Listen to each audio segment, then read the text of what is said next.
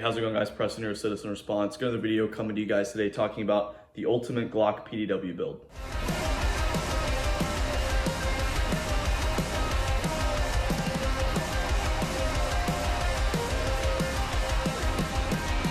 If you've been in the shooting world for any amount of time now, you'll know that the PCC, PDW debate, are they useful, are they a total gimmick, is something the internet has and will continue to debate endlessly.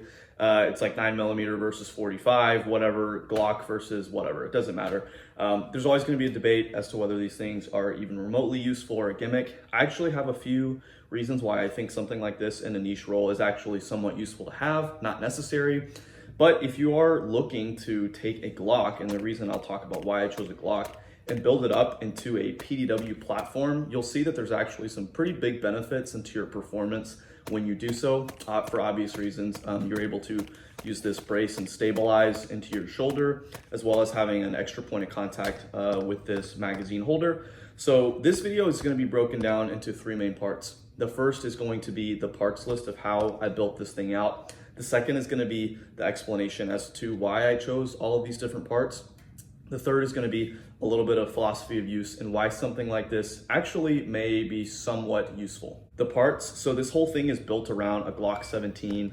So if you have an MOS or whatever, you'll probably be good. I did not have, I had a standard slide that for sentimental reasons I did not want to cut. So I actually reached out to my friends at Norsso. They've sent over some of their slides in the past for like my 365 builds and projects. I've had exceptionally good results with their slides. The first 100 or so rounds are going to be choppy. You're going to be malfunctioning a lot because these are cut to very tight tolerances. Once it rides on your frame a little bit, loosens up, they run 100% reliable, exceptional build quality, and they're just beautiful, guys. You can just see the beautiful serrations there at the top. I love the way that these slides look. So if you are interested, you can reach out to Norsso and go take a look at what they have. So for me, I wanted a direct RMR cut because I'm running this Cyelee Ghost optic. Now you'll see this is built on a Recover 2020 brace. Now I think Recover is coming out with something new. I've seen some stuff on their social media, but they sent me this brace a while ago for this build project. And you'll see one thing you notice is I'm not running the optic mount. So Recover sent this with an optic mount, which I tested for a long time, and I just couldn't get it to work very well. If you're talking about within like 10-15 yards and you're trying to stack them in the upper A zone, yeah, you're not gonna have a problem. So go ahead, run it, but I'm trying to extend this thing out to further distances than what I can use my pistol reliably for. And I found that the little optic mounting system that comes with this was not good enough. It would not hold zero, it flexed too much, and when you took the gun out of the brace for maintenance, like you're lubing or whatever, you're gonna lose zero. So to me, that was just not going to work very well. And so I got a little bit sad because I'm like, dang, I really like the way this thing shoots and the performance I saw from it, but I needed to be able to have a better optics mounting system because using irons on this is a no-go. Just don't even work, don't even try. However, I found using this Cyelee Ghost optic on the Norsso slide, so you can use any RMR cut, I found that with the taller window, I can drop and see it just fine. When I present the PDW, that dot's right in my vision. I was worried, some people have said in the past in different reviews that it's a little too low, but for me, I think with a taller windowed optic, so if you're using something like the SRO, maybe like the 507 Comp, Defender XL, or this is the Cyelee Ghost, this thing is tough as nails. You see how much I've dropped it, testing it in a previous video I did. This is kind of the perfect optic. You're not gonna have any problems being able to, if you shoot this and shoulder it just like you would a normal rifle, you're not gonna have any issues picking up that dot. Like I mentioned, this is built on the Recover 2020 brace. What's really cool about it is it actually folds in half, so you get this absolutely tiny little package. As you can see in some of these clips I'm running in, I am using it out of a very, very small sling bag that I've talked about in the past. You can get that sling bag from Walmart for like 10 to 14 bucks, and it conceals this thing exceptionally well. And it's so small, it does not scream gun whatsoever. One thing that is cool with you got your little folding brace part, but you also have this magazine holder. This magazine holder makes this thing shoot exceptionally better than without. I personally would not use this without the magazine holder because you're gonna end up holding it like this and it's gonna be super awkward. This is totally legal, and you see it's got this little hook here so you can really hook your finger, and it's gonna make sure that your finger does not slip forward if you're firing the gun for whatever reason. Also, added benefit, you have an extra magazine here. It's very easy to pull out. You just push up on this little ridge portion right here and the magazine comes out. But it's solid enough, it's not gonna pop out. When I was running a bunch of drills with this, never had any issues. So you got some extra ammunition on board, and let's just be honest, it looks really cool. Especially when I was running this with suppressor, serious Halo, ODST, SMG vibes right here. That's one of the main things that drove me to this platform, is just, I was a big fan of Halo growing up, still am.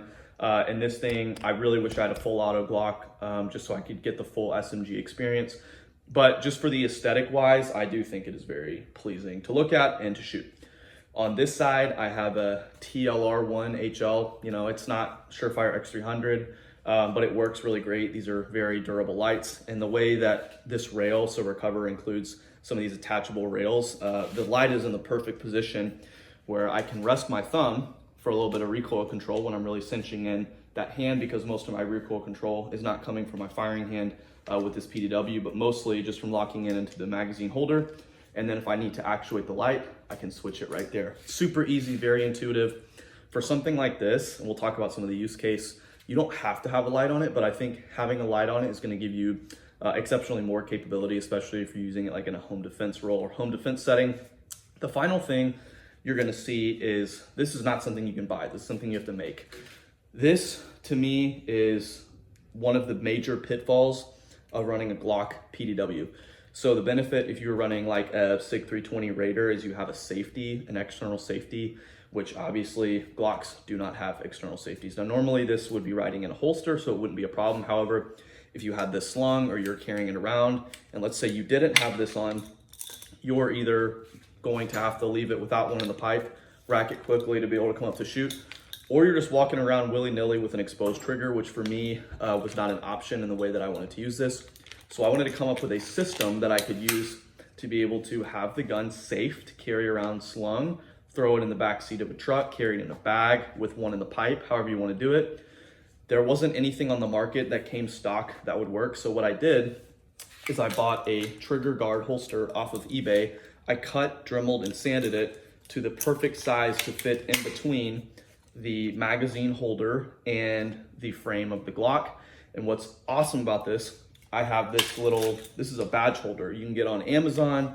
It's a pretty heavy duty badge holder, and I wanted this one because it has this big ring. What this big ring allows you to do, when this is set in place, it's not going anywhere. However, when I pull my thumb down, there you go. Safety is disengaged and you're ready to shoot. Is it the quietest thing in the whole world? Not necessarily, but you can do it pretty quietly and pretty discreetly if you need to. Just like that, no problem. Now, one thing I ran into when I was running drills with this thing is flopping all over the place willy-nilly. So if you were in a really fast engagement situation, that wouldn't be a problem. You can just let it fly and just do what you need to do. However, if for whatever reason you wanted to walk around with this thing and you wanted to use it maybe for a more extended period of time, you can take this and then through this little strap back here for the brace, you can rest, sorry, I'm getting it caught right here, your trigger guard holster right there. Now it's completely out of the way and you can still use all the functions. You can use your light, you can grab your magazine, the trigger is not impeded. Now I would not run this on the other side. You wanna run it on the inside. If you run it on the outside, your trigger finger is gonna get caught if you're running your trigger finger high and drop it low. But it does not impede your ability to shoot or use the gun whatsoever. And then whenever you're done with whatever it is you want to do, pop it right back on. This is something you can make pretty easily if you have some basic tools, and this is something I would highly recommend if you are going to run this setup. Now that we've talked about the build, we can get into a little bit of the philosophy of use behind some of the things. Like I said, direct mounting the optic for me with a tall enough window holds accuracy. I'm able to print a pretty solid group at 50 yards. You can shoot and hit this thing out to steel at 100, no problem. And you're gonna have a lot of stability with the magazine holder and the brace if you're not gonna SBR this thing, or SBR your Glock, or however that works. I didn't, I just used a brace. I found that very quickly I noticed out to distance, this thing definitely takes the cake over a handgun. Up close, not as much. I think if you're talking within 5 to 10 yards, if you're a good handgun shooter, you're not really gonna get a lot of benefit from something like this. But if you were a mediocre or a low-level handgun shooter and you wanted to have something, let's say, staged in your house that wasn't a full-on rifle, this would be something I would go to. It's exceptionally light. For example, like my wife, she doesn't shoot a ton, and shooting this, you're going to be exponentially better than shooting a handgun, especially if you don't have time or you don't get to practice a lot. You have a lot of ammunition on board, and for people that are maybe not as strong, a little bit weaker, they don't want to have to hold up an AR. It's a little too unwieldy for them, or a big shotgun. This thing is exceptionally lightweight. It just weighs a little bit more with the stuff on it than your standard Glock. It's very wieldy. It's small. This would be a serious consideration for a go-to, especially if someone already owns a Glock. Like, let's say you have a Glock 17 or a Glock 45 or something, and you bought it, it was your first gun, but you don't carry it because it's huge, and you went to something like a 43X or a 365, and now you just have this Glock sitting around that's not really doing anything. Why not throw it in one of these? You now have given yourself a platform that gives you exponentially increased capability. You carry more ammunition on board, much more shootable, much higher percentage hit out to distance. It's just a no-brainer to me if you already had something like that sitting around. You have a few different use cases where something like this would be useful. In the realm of current rule of law, really the only one I see is home defense. Having this as a staged home defense gun for yourself, maybe your spouse isn't as strong or doesn't shoot as much. Something like this is going to be very useful, taking a gun that you had sitting around, turning it into something much more practical. Now, in terms of like without rule of law, any kind of societal collapse, breakdown kind of thing, I don't get too far into that fantasy land because stuff like this is probably the least important of all the things to talk about. And I really hope that doesn't happen. But I think in Brass Facts video, he has like a whole video talking about like the different levels of societal breakdown or whatnot. Maybe being able to roll around with something that's extremely compact that can fit in a very, very discreet bag that doesn't scream, I have a gun. And then having something like this to give you some extra firepower in the case you would need it. Definitely not something to overlook. Now, I would not leave something like this in your car all the time because it's just a great way for it to get stolen and for some gangbanger to use this in a crime. So in normal rule of law, yeah, probably don't leave this in your car. You don't need a truck gun. But if you start seeing some stuff gets a little finicky, may not be a bad idea to have something that you can throw in a very, very small discreet bag. Some people will say, just have a rifle, yada, yada, yada. The rifle is a liability unless you really, really need it. It's huge, it's very heavy, cumbersome, as well as the bag difference is not even comparable. What you can fit this in and what you can fit even the smallest 300 blackout in, it's not even close to the same. You can fit this thing in an exceptionally small bag that doesn't scream gun whatsoever. And yeah, it's good to go. Just something to think about with the end use case of these little PDWs. Final thoughts, why I chose to build a PDW off of a Glock, even with this kind of ghetto safety attachment versus P320, which has like the Raider already. I think the obvious reason is the fact that it's built around the P320, which it doesn't need to be stated as what's going on with the P320 right now. Also, a lot of people just have Glocks. Most people buy Glocks for their first gun, so you can build this thing extremely cheap. We're talking like a fifth of the price, if not less, than building out a P320. The magazines are exceptionally cheaper, like half the price of buying P320 mags. Your optic is direct mounted low, so the learning curve is not much with this thing. If you know how to shoot a rifle, you will know how to shoot this extremely quickly. It's just very, very intuitive. I also like the reliability of the Glock, the ease of just keeping it maintained, especially if you're shooting this thing a lot.